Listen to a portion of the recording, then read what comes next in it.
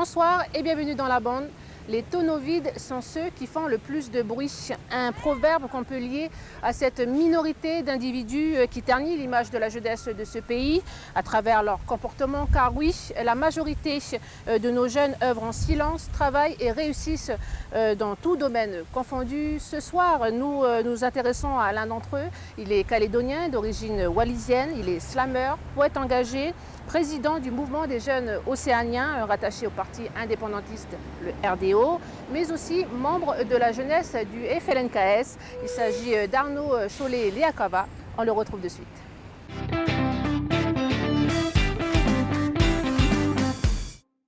Arnaud Chollet-Liakava, bonsoir. Bonsoir. Le Rassemblement démocratique océanien est un parti politique indépendantiste qui existe depuis 26 ans et qui, depuis 20 ans, fait partie du FLNKS. Il est composé essentiellement de Wallisiens et de Futuniens. Qu'apportera l'indépendance de la Nouvelle-Calédonie à la communauté wallisienne et futunienne? Une chose très simple, d'abord l'obtention de manière automatique de la nationalité du nouveau pays souverain. Il faut simplement dire que le jour du oui, le lendemain, l'ensemble des électeurs qui peuvent voter pour le référendum obtiendront automatiquement la nouvelle nationalité du pays. Alors concrètement, qu'est-ce que ça va leur apporter? Oui. Un accès privilégié au foncier et au logement. On sait tous que le logement et puis le foncier, ça fait partie des besoins fondamentaux. Donc ça, c'est une première chose. La deuxième chose, c'est un accès à la Chambre des représentants qui sera la continuité du Sénat coutumier. De manière très brève, la Chambre des représentants, c'est une chambre dans laquelle il va y avoir des représentants de l'ensemble des communautés présentes dans le pays. Wallisiennes, futuniennes, tahitiennes, bien sûr kanak. Et puis, une dernière chose, l'indépendance, ce n'est pas une rupture, ce n'est pas un saut dans le rang vide, c'est d'abord une continuité. Ils continueront à percevoir l'aide médicale, les allocations familiales et tout ce qui fait le contenu de la sécurité sociale dans notre pays. On entend beaucoup parler des destins communs entre Kanak et toutes les autres communautés, mais on peut aussi, encore aujourd'hui, entendre des personnes non-Kanak dire qu'ils refusent l'indépendance parce que tous les non-Kanak seront expulsés d'ici. Vous n'avez pas peur de vous retrouver dans cette situation dans la future Kanak Nouvelle-Calédonie? Vous avez prononcé un mot qui est extrêmement important, c'est peur. C'est le fonds de commerce de la droite. C'est manipuler les gens par la peur. En gros, le jour de l'indépendance, tous les Kanaks vont mettre dehors tous les non-Kanaks. Ça existe depuis 30 ans. Nous, on a décidé de dire stop à la manipulation. Pourquoi? On se base sur des preuves concrètes. Premièrement, au niveau du passé, au niveau de l'histoire du pays et du présent, il y a des preuves comme quoi c'est possible le vivre ensemble avec les Kanaks et en particulier avec les indépendantistes. On a l'exemple d'Ouvéa, où il y a des Wallisiens et Futuniens qui sont arrivés avant l'arrivée des Européens. Ils sont encore là-bas. Ils se sont mélangés aux populations locales et ils appartiennent maintenant au peuple kanak. Ils n'ont jamais été chassés ou expulsés. Pareil sur la côte Est. Donc, et puis, de manière beaucoup plus actuelle, en province Nord, il y a des Caldoches, il y a des Asiatiques, il y a des Wallisiens qui vivent. Et il faut juste rappeler que la province Nord est dirigée par un indépendantiste. Et la majorité des communes dans le Nord sont dirigées par des maires indépendantistes. Eux aussi, ils n'ont pas été chassés, n'ont pas été expulsés. Après, il y a des perspectives d'avenir.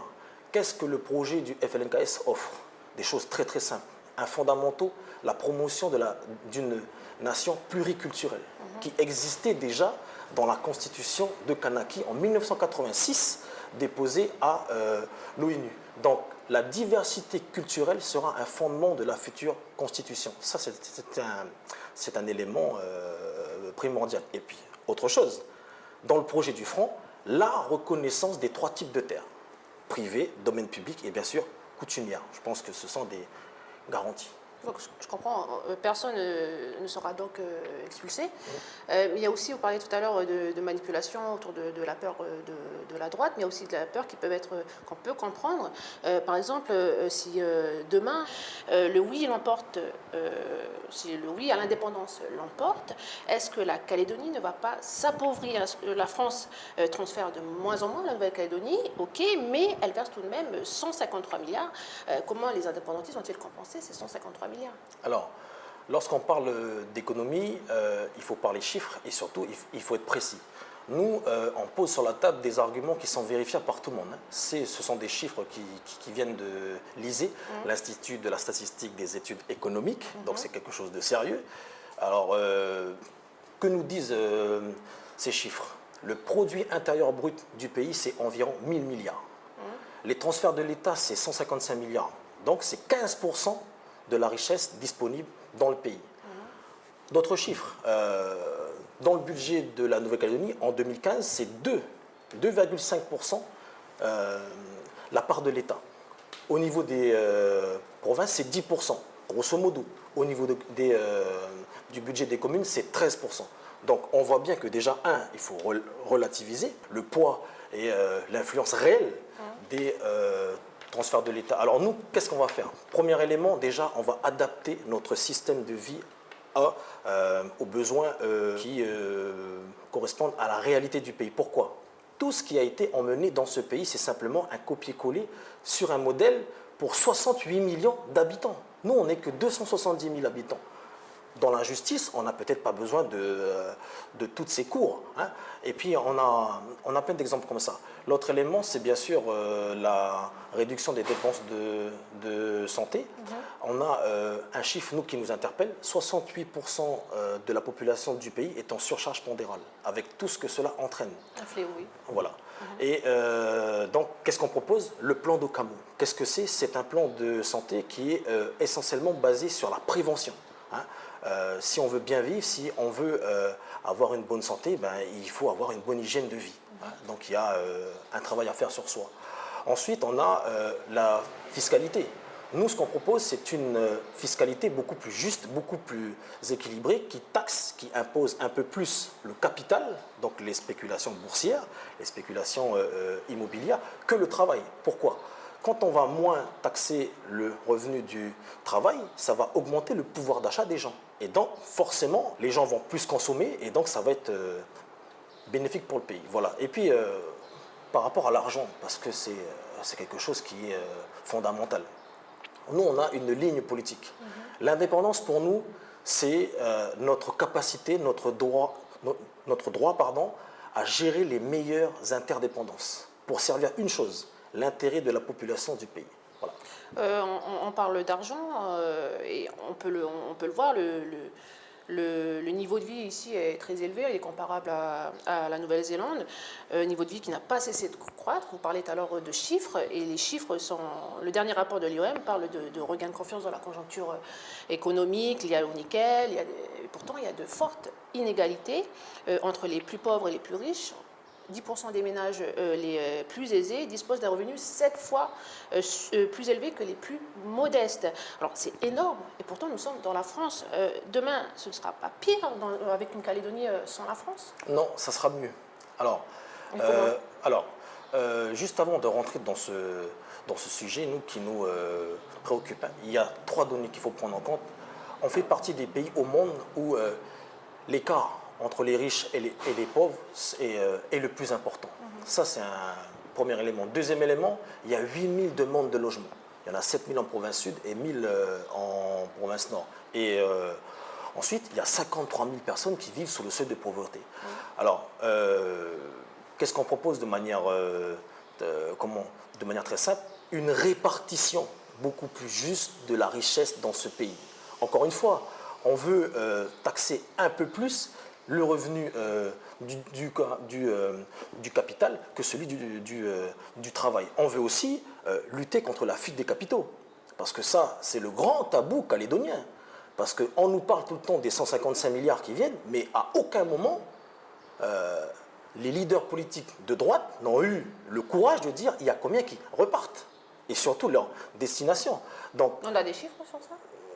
le problème, c'est qu'il y a des tabous. Il y a le secret bancaire et puis il y a aussi un tabou qui passe sous silence. Il y a 3/4 des entreprises locales qui ne déposent pas leur compte au tribunal du commerce. Et pourtant, c'est dans la loi. Personne n'en parle. Hein. Encore un autre chiffre, parce que bon, quand on parle d'économie, il faut des chiffres. En France métropolitaine, l'évasion fiscale, c'est 80 milliards d'euros. Nous, on veut lutter contre ça. Mais dans le même temps, avoir une fiscalité qui soit attrayante pour que les gens puissent investir dans l'économie locale. Voilà. Alors, on arrive à la fin, on parle de jeunes, hein, vous en faites partie. Vous êtes membre de la jeunesse du FLNKS qui, je rappelle, regroupe les jeunes du PALICA, de l'UC, l'URDO et l'UPM. Est-ce que les jeunes indépendantistes sont prêts à prendre le relais?